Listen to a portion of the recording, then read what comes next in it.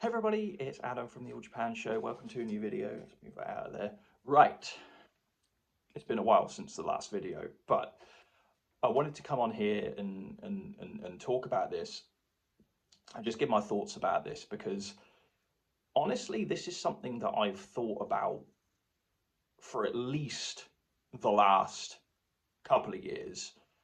And considering what's going on with the event this year, I think now's a good time to bring it up. Now, I'm talking about Hyper Japan. They say it's the biggest Japanese culture festival in the UK, which, is correct, I would say. But so this year, and I'll get onto this year at the end, this year, 2024, has been getting quite a few complaints that I've seen. For the record, the event is literally in like a month's time from now as I'm recording this.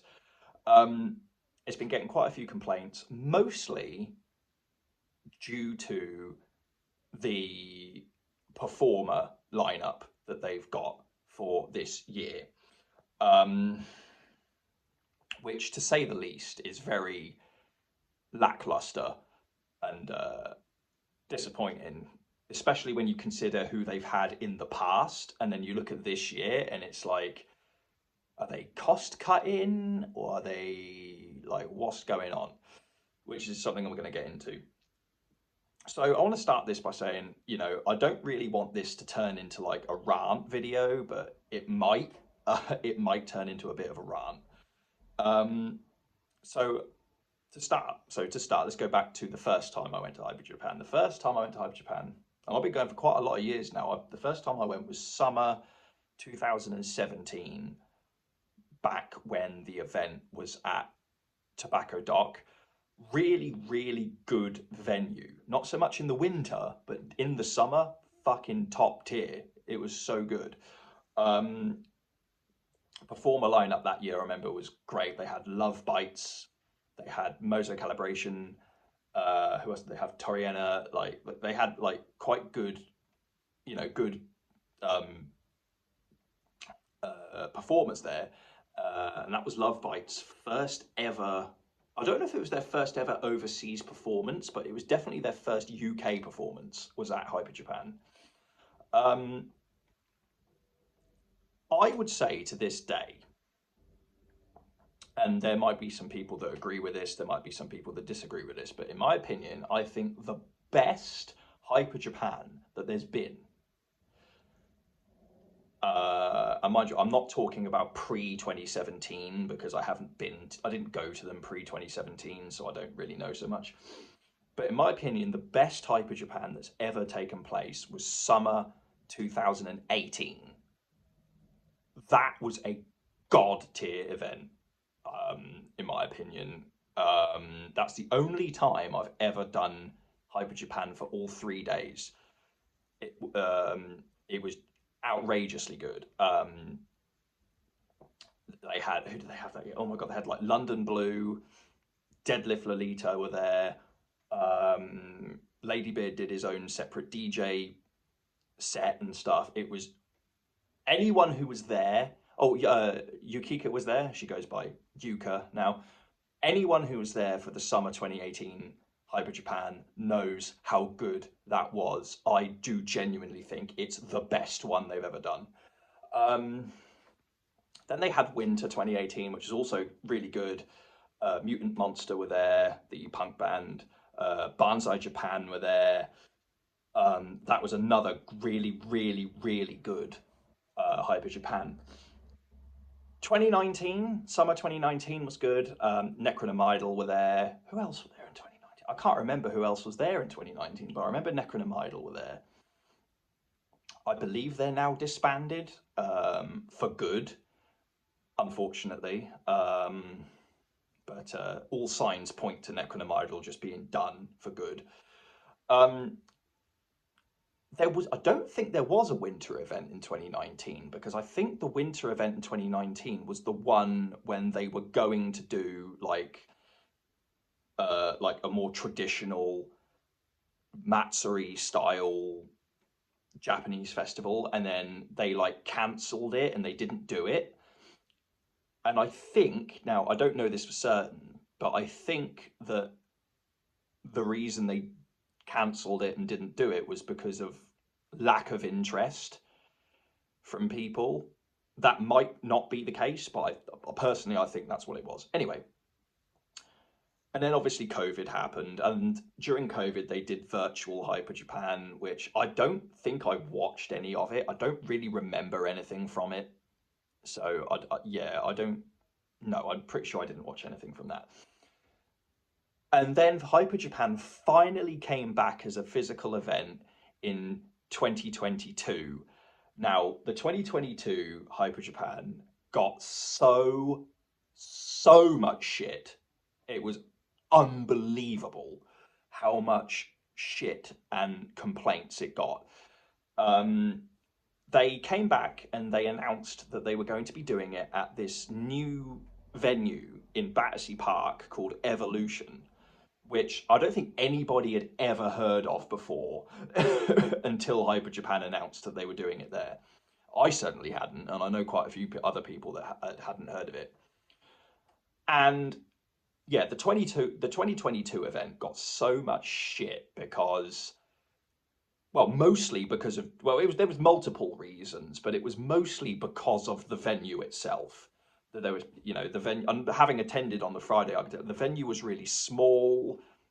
Everything was really packed in to a small area. I know that the Artist Alley, I think it, you know, that's what, is it the Artist Alley or the, you know, the fucking, you know, independent artists, people and stuff were all packed in like sardines in a tin, basically, in this really small, really hot as well, because it was really hot that weekend, I remember.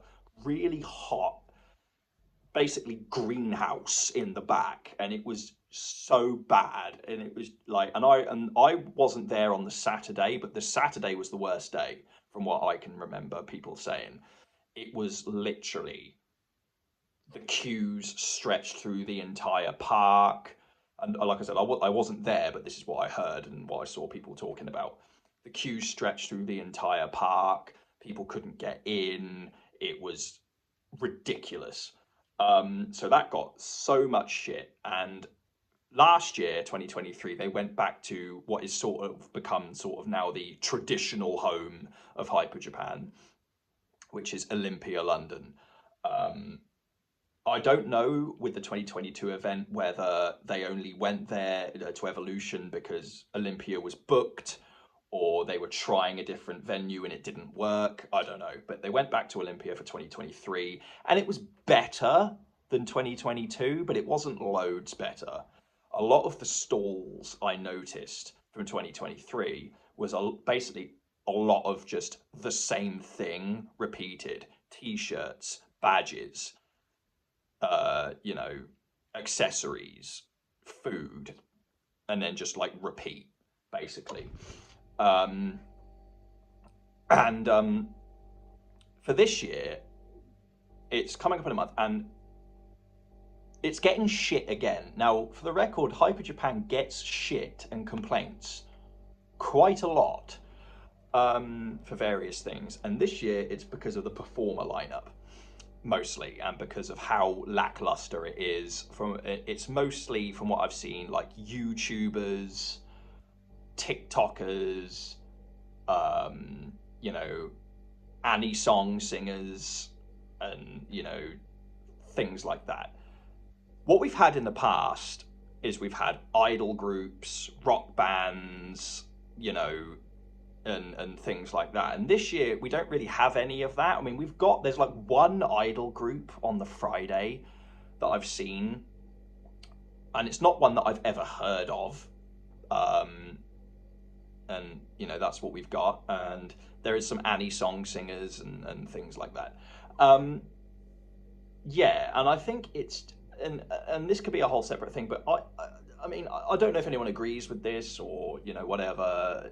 You know, feel free to comment if your opinion, whether it's the same as mine or different. You know, let's hear what you got to say about it. But I think Hyper Japan as an event generally, and I'm not talking just on the performance side, I'm talking as a whole, generally, has been declining for the past few years, especially post-COVID. The post-COVID Hyper Japans have been very mediocre, um, just in general, especially 2022, as I mentioned. I mean, Hyper Japan, like 2016, Lady Baby and all that stuff, 2016, 2017, 2018, 2019 summer were all really good, right? It's not what it was. Hyper Japan really is not what it was, and it's a shame because you see it over the past, at least last couple of years, and you see it and you're like, this really is not what it used to be. It's not as good as it used to be, and it's a shame because you see it now and you look at it and you think to yourself, especially if you went in what I call the heyday of Hyper Japan, you know it can be a lot better than what it is. You've seen it be better than it is today, and it's a shame. And you know,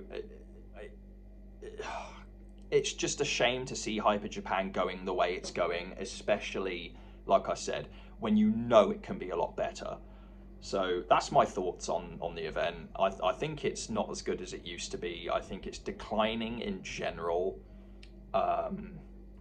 And so that's what I've got to say about it. Let me know what you think in the comments. Be interested to know what people think about the event in general, especially post-COVID. Let me know, and I'll see you next time.